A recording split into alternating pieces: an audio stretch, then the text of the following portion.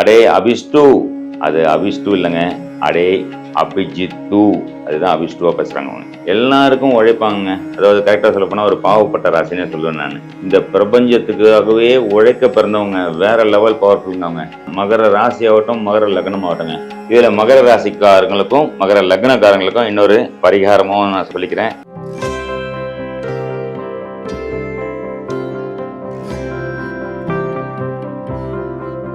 அந்த அபிஜித் நட்சத்திரம் அப்படின்னு சொல்கிறாங்களே, அதை பற்றின விளக்கத்தை கொஞ்சம் நம்மளுடைய நேயர்களுக்கு சொல்லுங்கள்.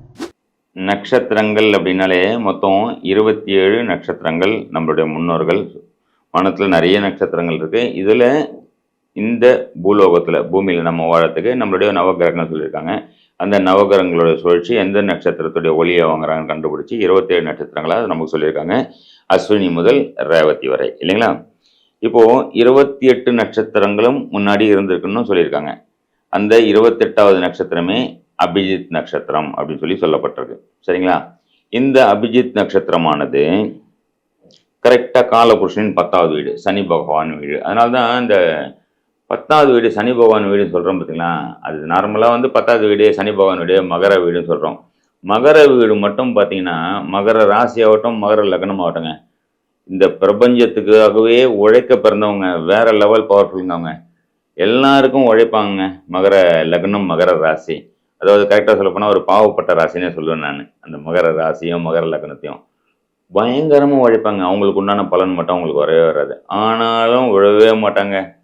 என்னதான் அடி தாங்குவேன் நான், என்னதான் அடி தாங்குவேன். எல்லாருக்கும் நன்மை பண்ணுவாங்க, ஆனால் திருப்பி உதவாங்க. அது யாருன்னா மகர லக்னம், மகர ராசி தான். நீங்கள் வேணா எத்தனை மகர லக்னம், மகர ராசியை வேணா எடுத்து பார்த்துங்க. இதில் ஏன் அபிஜித் நட்சத்திரத்தை பற்றி தான் நான் கேட்டேன். மகர லக்னம், மகர ராசியை பற்றி நீங்கள் பேசுறீங்கன்னு கேட்கலாம். இதில் உத்திராடம் நட்சத்திரம் 4ஆம் பாதம், அதாவது 2, 3, 4 பாதம் உத்திராட நட்சத்திரம் இருக்குது. சரிங்களா? மகர லக்னத்தில், மகர ராசியில் உத்திராடம் முடிஞ்சு கரெக்டாக திருவோணம் நட்சத்திரம் 1ஆம் பாதம், 2ஆம் பாதம், 3ஆம் பாதம், 4ஆம் பாதம் ஸ்டார்ட் ஆகும். சரிங்களா?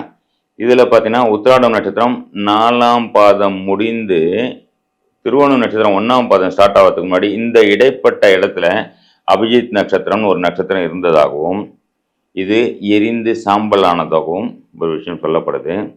இன்னொன்று, அந்த அபிஜித் நட்சத்திரம் முருகப்பெருமானின் மயில் தோகைக்குள்ள ஒளிஞ்சதாகவும் சொல்லப்படுது. அதே மாதிரி இன்னொரு சாரார் சொல்கிறாங்க. என்ன சொல்கிறாங்கன்னு கேட்டிங்கன்னா, இந்த அபிஜித் நட்சத்திரமானது மதியானம் 12:30 மணிலேருந்து 1:30 மணி வரைக்கும் செய்கிற காரியங்களும் நல்லபடி பலிதமாகும். அதனால் அபிஜித் நட்சத்திரம் நேரம் பார்த்திங்கன்னா தினமும் மதியானம் 12:30 மணிலேருந்து 1:30 மணி நேரம், 1:30 மணி வரைக்கும் அபிஜித் நட்சத்திரமாகும். இல்லைன்னா இந்த டெய்லி லக்னம் வருது பார்த்திங்கன்னா, அந்த லக்னம் உத்திராடம் நட்சத்திரம் 4ஆம் பாதத்துலேருந்து திருவோணம் நட்சத்திரம் 1ஆம் பாதம் வர அந்த 10-11 நிமிஷம் அந்த கேப்லேயும் அபிஜித் நட்சத்திரமாக வருது. இதில் உங்களுக்கு ஒரு விஷயம் பார்த்துருப்பீங்க. ஒரு சாரார் பார்த்தீங்கன்னா ஒரு சின்ன குழந்தைங்க, 8 வயசு, 10 வயசு, 12 வயசு குழந்தை, இல்லை 20 வயசு பையன் ஏதாவது ஒரு சின்ன தவறு பண்ணுவான், திட்டுவாங்க. நார்மலாக நம்ம சின்ன பையன் ஏதாவது பசங்க, நம்ம குழந்தைங்க ஏதாவது சின்ன தவறு பண்ணிட்டாங்கன்னா என்ன பண்ணுவோம்? திட்டுவோம். எடை என்னடா பண்ணிட்டேன் நீன்னு சொல்லிட்டு ஏதாவது ஒரு தகாத வார்த்தையோ இல்லை வேறு எதனா ஒரு வார்த்தை சொல்லி நீ என்ன ஆக போகிற தெரியுமா அப்படின்னு சொல்லி தவறான வார்த்தை சொல்லுவோம். ஒரு சாரார் மட்டும் எப்படி திரும்ப திட்டுவாங்க? அடே அபிஷ்டு, அது அபிஷ்டு இல்லைங்க, அடே அபிஜித்து, அதுதான் அபிஷ்டுவாக பேசுகிறாங்க அவங்க. அடே அபிஜித்து, அபிஜித்துனா மிக பவர்ஃபுல்லான நட்சத்திரம். அது அங்கே எரிந்ததுன்ற சொல்கிறாங்களே தவிர முருகப்பெருமானின் மயில் தொகைக்குள்ள இருக்குன்னு சொல்கிறாங்க. வெரி பவர்ஃபுல் நட்சத்திரம்னு சொல்லியிருக்காங்க. ஸோ அந்த நேரம், அந்த ஒரு 10 நிமிஷம் யூஸ் பண்ணும்போது நின்ன காரியம், புதுசாக ஆரம்பிக்க போகிற காரியமும் வெரி பவர்ஃபுல்லாக இருக்கும். இந்த நட்சத்திரம் ஒளிஞ்சிருக்கிறது எங்கன்னு கேட்டிங்கன்னா மகர ராசிக்குள்ளே. அதனால தான் மகர ராசிக்காரங்க எவ்வளோ கஷ்டம் வந்தாலும் தாங்குறவங்க அப்படின்ற மாதிரியும் நான் சொல்லிக்குவேன். இதில் மகர ராசிக்காரங்களுக்கும் மகர லக்னக்காரங்களுக்கும் இன்னொரு பரிகாரமும் நான் சொல்லிக்கிறேன். உங்களுடைய அஸ்ட்ரோ நிவர்த்தி ஆப்பை டவுன்லோட் பண்ணுங்கள். அதில் பார்த்தீங்கன்னா பிரசன்னம்னு ஒரு விஷயம் வரும். இல்லை இன்றைக்கு உண்டான கோச்சாரம் அப்படின்றத நீங்கள் டச் பண்ணிங்கன்னா சூரியன் நின்ன நட்சத்திரத்துலேருந்து, சூரியன் எங்கே நிற்கிறாரோ அங்கேருந்து காலையில் 6 மணிலேருந்து 2 மணி நேரத்துக்கு ஒரு லக்னமாக மாறிட்டு வரும். அந்த லக்னம் மாறிட்டு வரும்போது எந்த நட்சத்திர பாதத்தில் அந்த லக்னம் அப்படின்றது மூவ் ஆகுன்றதுன்னு தெரியும் உங்களுக்கு. அன்றைக்கு நாளில் ஏன்னா டெய்லி லக்னம் வந்து நகர்ந்துட்டு தான் இருக்குது. லக்னம் நகர்றதுன்னா மறுபடியும் வேறு யாரோ கதை அடிச்சிட்டு இருக்காங்களா, அதை பற்றி போயிடாதீங்க. சரிங்களா?